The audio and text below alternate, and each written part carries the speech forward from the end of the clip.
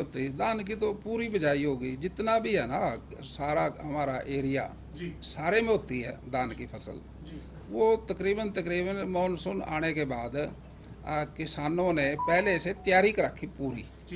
हमारे खेत के यहाँ पूरी तैयारी होती है धान की, और हम धान की फसल को अभी ये आज एक एक एक जुलाई है और 15 तक हम पूरी कर लेंगे इसको। 15 तक सारी इसमें लास्ट जो हमारी धान होता है वो बासमती होता है ये लास्ट में। अब जनरल की है, उसके बाद बासमती हो जाएगी। इसमें हमारे को कोई दिक्कत नहीं आती। अच्छी मानसून है, अच्छी बारिश हुई, हमारे पानी की कोई दिक्कत नहीं है, बिजली भी अच्छी चल रही है और धान अच्छा होगा। और पिछली बार जो गेहूं की फसल थी, खरीफ की फसल बोलते हैं इसको, रबी और खरीफ। रबी की फसल को बोलते हैं गेहूं की फसल, साड़ी की। वो उसका अच्छा झाड़ रहा है इस बार गेहूं का, और इस बार धान भी अच्छा होगा। दोनों फसलें हमारी बम्पर हो गई, बहुत बढ़िया फसल धान की भी होगी बारिश की वजह से। और बारिश मानसून इस बार अच्छी समय से पहले आ गई और इससे किसानों को फायदा हो। अच्छा, ये यमुनानगर में एक मामला सामने आया है शुगर मिल का, सरस्वती शुगर मिल का। उसमें ऐसा बताया जा रहा है तकरीबन 50 करोड़ रुपए की चीनी जो है और पानी घुस गया, कोई नाला था उसके चलते नुकसान हुआ है। उसको उस पर क्या कहेंगे सर? देखिए, बारिश जब आती है काफ़ी एक जगह बारिश आ जाती है ज़्यादा, तो बारिश का पानी कहीं ना कहीं नुकसान तो करता है। पूरे देश में इस बार हिमाचल में, उत्तराखंड में पहाड़ों पे भी बादल फटे हैं और वहाँ कई जगह स्टेट में नुकसान हुआ और कहीं कहीं शहरों में भी नुकसान हुआ। अब हमारे आप बात करते हो यमुनानगर के शुगर मिल की, यह एशिया का सबसे बड़ा शुगर मिल है और इस शुगर मिल के गोदाम है जहाँ चीनी लगी हुई थी, उसके साथ एक बरसाती नाला गुजरता है। वो बरसाती नाला ओवरफ्लो होने की वजह से और कुछ बारिश का इस बार ज़्यादा बारिश हुई, कुछ गेट से भी पानी आया, निचली 2-3 डांग थी चीनी की, उसमें डैमेज है। और वो तकरीबन मेरी बात हुई शुगर मिल के अधिकारियों से, वो 3-4 डांग में नुकसान जो है वो 10 करोड़ के आसपास है और उसका बीमा भी है। कोई 10% तो मिल को सहन करना पड़ेगा, बाकी बीमा से कवर हो जाएगा। लेकिन जो गोडाउन है वो पुराने बने हुए हैं, उनका लेवल अगर वो ऊपर उठा लें तो आने वाले समय के लिए कोई नुकसान फिर नहीं होगा। बारिश इस पर कोई जांच वगैरह भी कराएंगे, जवाबदेही कि भाई इतना नुकसान हुआ है, इसके लिए पहले तैयारी की जानी चाहिए? देखिए, जांच तो खुद मालिक वहीं मौके पे हैं सारे। वो कोई ये बरसात के पानी की वजह से हुआ और इसकी अपने हमारे वहाँ अधिकारी हैं वो भी जांच करेंगे, शुगर मिल के अधिकारी भी जिम्मेदार हैं भाई किस वक्त किस वजह से वो नाला और फ्लो है और उसमें कोई साफ़ सफाई की दिक्कत थी या कोई ज़्यादा पानी आने की वजह से हुआ, वो जानकारी ले लेंगे उनसे। अच्छा सर, जो बिजली के टैरिफ रेट बढ़े हैं तो क्या इससे किसानों पर भी कोई प्रभाव पड़ने वाला है? जिस तरह से देखिए विपक्ष हमलावर है सरकार पे। देखिए, बिजली का हमारे को 24 घंटे मिलती है। पहले तो दिक्कत थी बिजली की, एग्रीकल्चर की बिजली में भी दिक्कत आती थी, जो हमारे डोमेस्टिक है इसमें भी दिक्कत आती थी। लेकिन मनोहर लाल खट्टर जी ने बिजली के नुकसान को सरकार के माध्यम से पूरा किया था।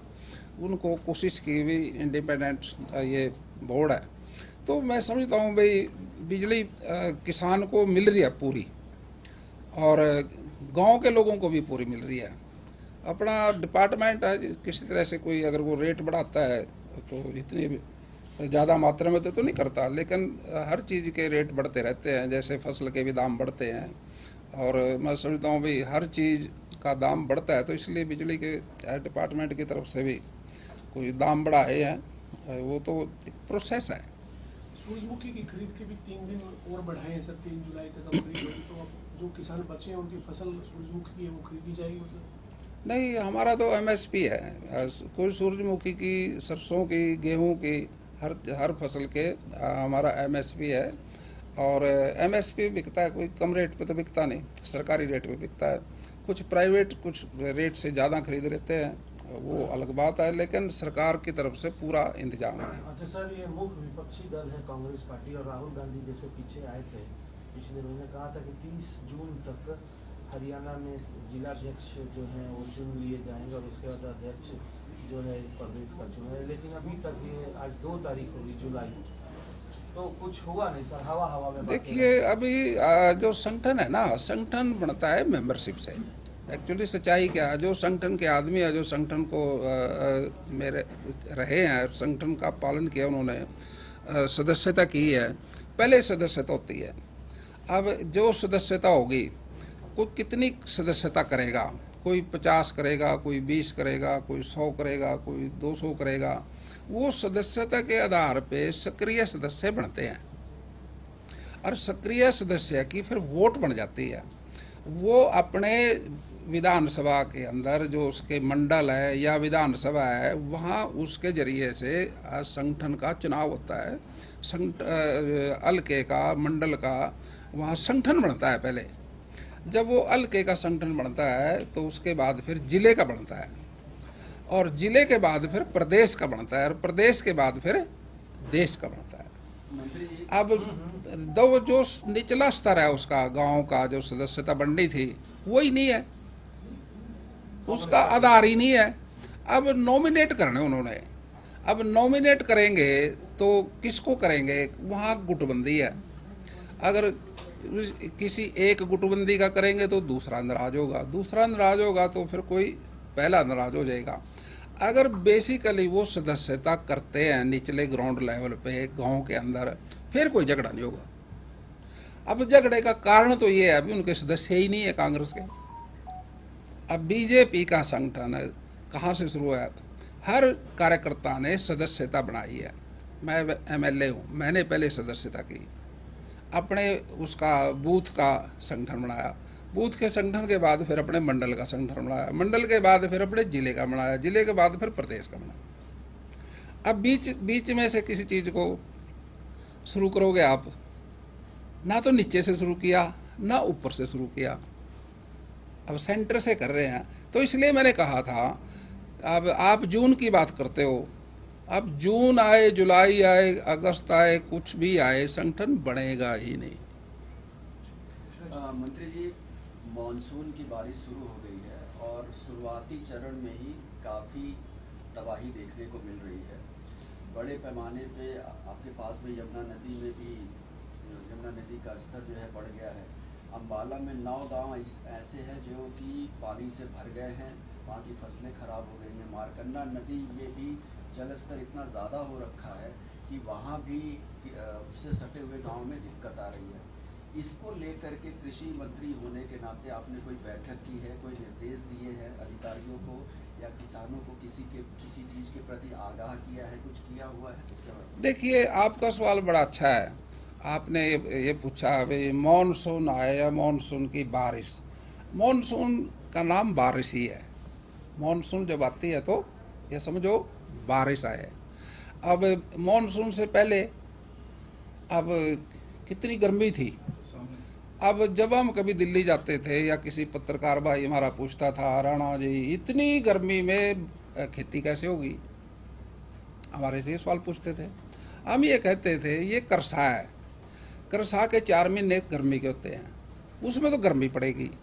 अगर उसमें गर्मी ना पड़े तो फिर बारिश नहीं होगी। इसका लिंक है एक दूसरे से। जितनी ज़्यादा तपत होगी उतनी ज़्यादा अच्छी बारिश होगी। अब करसा तो खत्म होगी, 4 महीने गर्मी के खत्म हो गए। अब आ गया चमासा। ये चमासा है मॉनसून का, 4 महीने बारिश है।